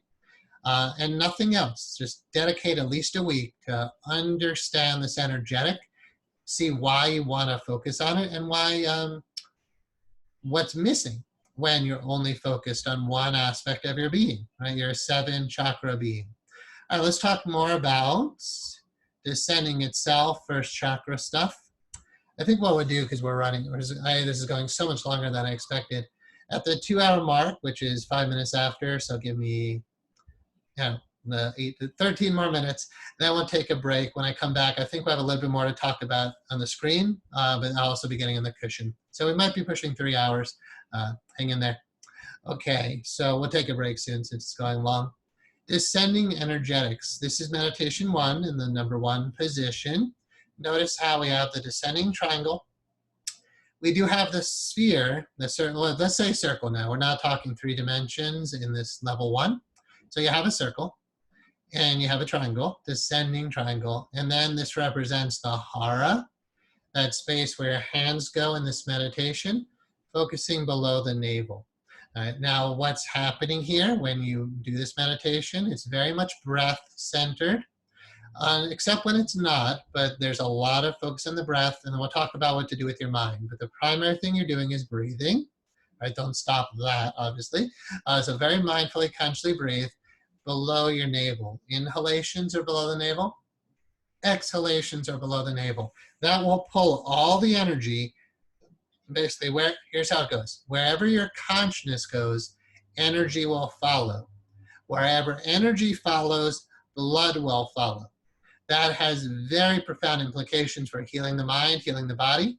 And if you practice Chinese medicine, you understand when you put an acupuncture needle somewhere, you direct the energy there, and where energy goes, blood follows. This system will move blood and energy through your entire body every single time you practice. I don't know anything that does that in that way. Yoga does, Tai Chi does, but not even as complete as what we're going to learn here. But I'm going to encourage you to do yoga or Tai Chi. It'll help you with meditation tremendously. So what we're doing is putting all of that energy, so your consciousness, basically your consciousness goes below your navel when we practice meditation 1. Your energy, your life force will follow, and blood will follow. Don't worry about the blood thing, but just understand as you start moving energy through your body, you get a healthy flow in blood and energy.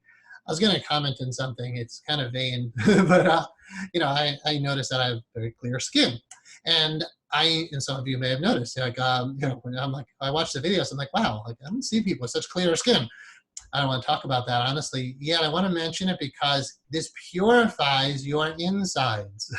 It purifies your energy, your aura, your whole being, your emotions, not just meditation 1, but the whole system. I noticed that right after starting this meditation, I'm like, oh my God, my skin is looking amazing. And there's other things too. It will change your body. I told you, it's mini chiropractic adjustments all the time. You're opening all the chakras, all the meridians. You will not be able to keep blockages in your system doing this. I'll never claim that, human body, including this one, couldn't possibly get sick. That would be terrible to say, and then it happens, then you got to hide from the world. Bodies could get sick. Great saints and sages get sick. It could happen. But getting psychosomatic illness, when you're that clear, it's impossible based on the definition of psychosomatic illness, meaning the mind caused the problem. If your whole system is clear, you could never cause psychosomatic illness. And most illness, in my opinion, is psychosomatic. So huge health benefits will come from this, including better complexion. All right, next, meditation 1. I don't want to read this whole thing now or at all, but let's read the first paragraph for sure. So here's how it goes. This is these are the instructions for how to meditate. They're online in this workbook lesson. I cover them in the online audio. And this stuff is in my book, The Sacred Geometry of Meditation. So anybody can technically just read the book and learn it on their own. Inhalations and exhalations to the hara, with a focus on grounding, coming into your body, very human, very present, very here and now. Meditation number 1, descending is practiced as the foundation of the entire meditation system. It is meant to assist the practitioner in cultivating Jiriki. The Sanskrit word for that is sanyam. So some of you may have heard me say that in the hypnotherapy school or in other places. Jiriki or sanyam, Jiriki is Japanese. The word basically, as I understand the translation, is concentrated power. And sanyam in Sanskrit is the combination of dharana, dhyan, samadhi. I'll show you those words in a moment. Those of you who understand those teachings will know what I'm talking about, but that'll take time to unfold with you. So sanyam, or jiriki, intense concentrated power. You need that to move through the rest of the system. So if your mind is wandering all over the place, you're going to need to practice in descending for a while.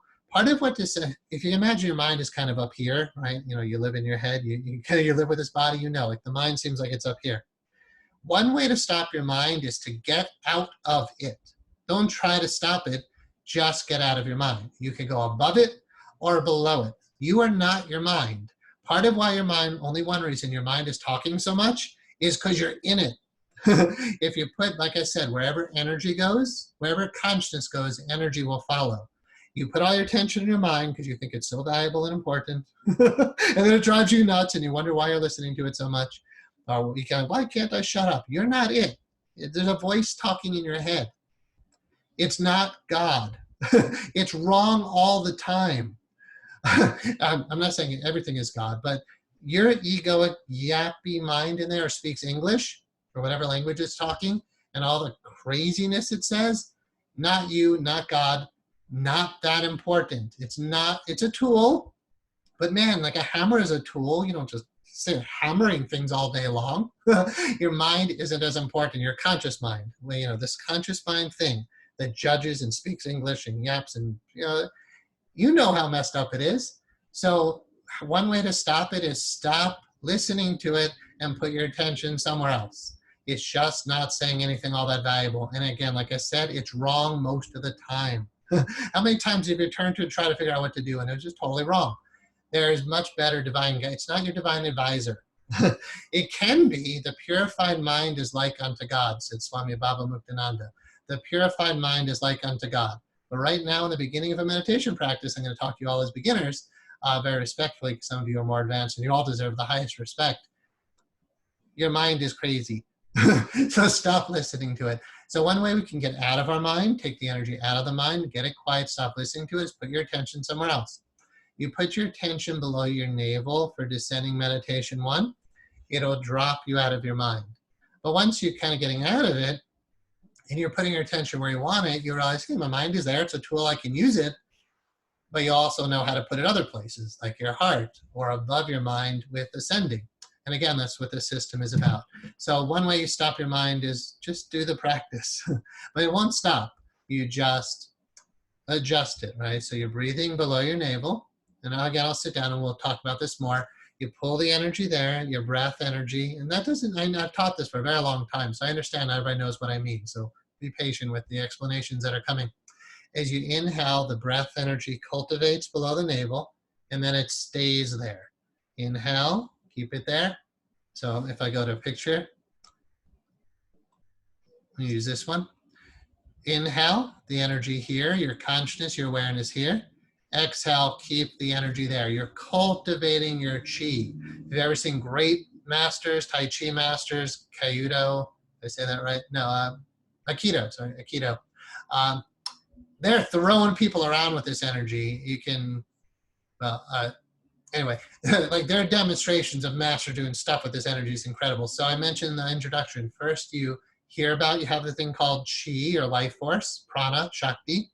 Then you hear about it, then you start to cultivate it. Well, first you kind of find it, then you cultivate it, and then you can move it. Find it, cultivate it, move it. Again, find your life force energy. You have it. It's called prana or shakti, or a word I'll use is prakriti. Sanskrit words that have slightly different meanings for the same one energy. There's consciousness and energy. Consciousness is kind of like the circle. Energy is what's moving through these triangles. So you're aware, consciousness. There's a descending energetic and an ascending energetic, and a central line, which we see here on the spine we'll talk about later. The descending energetic coming down and in, we're cultivating now. So inhale below the navel, exhale below the navel. You'll start to cultivate intense, concentrated power or energy. It'll get you through the most difficult times. It's one of the huge benefits of doing this. There was a time I was literally stuck on the top of a mountain. I couldn't get down. My flashlight battery died. It was cold, bitterly cold. It was raining. I had a sleeping bag and matches and toilet paper, and I couldn't make a torch because the matches were, everything was wet. It was so cold, and I'd never been there, so total mistake. I was in my early 20s. I've done this craziness a lot, and God always seems to get me out of these things, like literally. Anyway, I'm sitting meditating. It's so cold. I'm like, oh, what am I going to do? I'm not going to survive the night. This is like really stupid. And I can't just walk down in the dark because I could end up who knows where on the other side of the mountain from where I need to be. So I just start doing intense descending meditation. And I cultivate all that concentrated power. All the blood and energy went deep into my core because that's what would happen, right? With cold and with intense movement of energy inside. And that's what got me through the night. You'll develop this incredible inner strength and resolve by doing descending meditation. I'll talk to you more about the benefits of this as we go. And I hope you're already sold on why you want to do this. But to get the motivation to sit there, and why would you do this? That strength is amazing during challenging times. And you'll always have that resource no matter what's happening. It's not just that you watch your breath. With this, there's an intensity of power that develops. Then what you learn to do with that is you move it through your system, but then you can, it moves you, right? You saw like the energy is guiding you. You could say in meditation that you're breathing, but eventually you get to the stage where you feel like you're being breathed. I'll say that again because it's a very subtle distinction in words. First, it feels like I am breathing. Eventually, it's like I am being breathed. It's a beautiful feeling when you're surrendering to the flow of the energy. But first, we kind of are controlling it. The Sanskrit word is yam, prana yam, breath, energy, cultivated life force, power. I got 2 more minutes before we've done 2 hours, so let's see what else we can cover before we stop. Probably a good time to stop. I'm going to finish this paragraph. It is meant to assist the practitioner in cultivating jiriki, or concentrated power. This focused energy is that which will be moved throughout the rest of the system's energetic flows. Descending helps one to develop a clear, focused, and precise mind. The first month, or longer as the case may be, is spent embracing one's humanness. Here we lay a solid foundation for the rest of the practice and allow a place to come back to ground our energy and still function as a solid human being while we move on to the higher spiritual planes. So descending is about, not that you are human, but it's about being human being. And it's about being very successful on the human plane. So after we take a break, we're gonna come back and stay in the classroom style. And I'm gonna finish the workbook. We'll open to Q&A. Yeah. I want to take the 2-hour break. I got a P2. So we'll take a break. Eventually, we'll definitely do Q&A. I'll finish the workbook, and then we'll get on the cushion. And I'll invite you to meditate with me. Thanks, everybody. I'm going to stop screen share. And, yeah, let's just stop recording, and then I'll check in with everybody. All right, thank you for making it through part 1. Obviously, we're doing a longer part, moving into part 2.